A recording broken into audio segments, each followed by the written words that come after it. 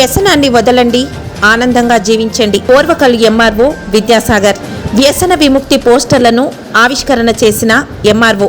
Nasha Mukt Bharat Abhiyan machine స్పందన ఆధ్వర్యంలో వికసిత్ భారత్ దిశగా ఒక ముందడుగు 10 కోట్ల మంది విముక్తి ప్రతిజ్ఞల మహా ఉద్యమం పోస్టర్లను మంగళవారం రాధాకృష్ణ ఆధ్వర్యంలో ఎంఆర్ఓ విద్యాసాగర్ చేతుల మీదుగా వికసిత్ భారత్ దిశగా ఒక ముందడుగు పోస్టర్లను విడుదల చేశారు.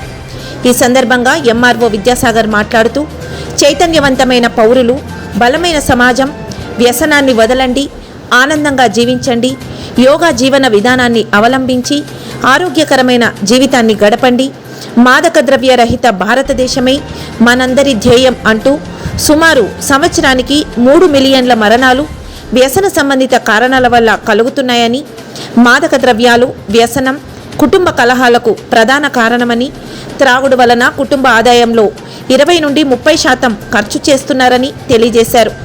యువతపై ప్రభావం ఎక్కువగా 15 నుండి 30 సంవత్సరాల వయసు గల వారిపై పడుతుందని చెప్పారు. వ్యసనం వలన కలిగే దుష్ప్రభావాలను ప్రతి ఒక్కరూ గమనించి మాదక ద్రవ్యరహిత భారతదేశం కోసం ప్రతి ఒక్కరూ భాగస్వామ్యులై వికసిత భారత దిశగా ముందుకు తీసుకువెళ్లాలని తెలియజేశారు. ఈ కార్యక్రమంలో ఓం శాంతి సిబ్బంది, ప్రజలు పాల్గొన్నారు. ఆ వర్క్ బాగా సక్సెస్ఫుల్గా అవుతూ ఉంది. అందుకనే మనకు గవర్నమెంట్, రాష్ట్ర ప్రభుత్వం, కేంద్ర ప్రభుత్వం వాళ్ళు వ్యసన విముక్తం అంటే చాలా చక్కగా చెప్పారు.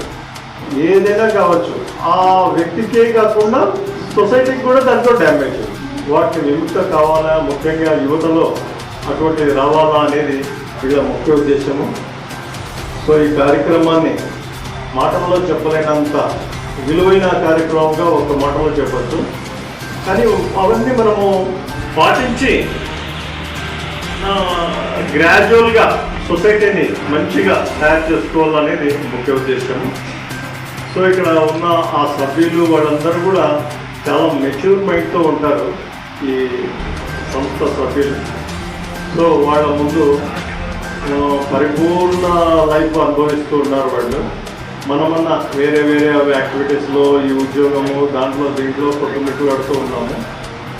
సరే, వాట్ ఎవర్ ఏమైనా కూడా ఈ ప్రభుత్వాలు, ఈ సంస్థలు చేస్తున్న ఈ వ్యసన విముక్తను అందరూ పాటించి తద్వారా వ్యక్తిగతంగా, తర్వాత కుటుంబ పరంగా, గ్రామ పరంగా, రాష్ట్ర పరంగా, దేశపరంగా పురోగతి సాధించాలని తెలియజేసుకుంటూ కొంచెం మీటింగ్ కూడా స్టార్ట్ అవుతుంది.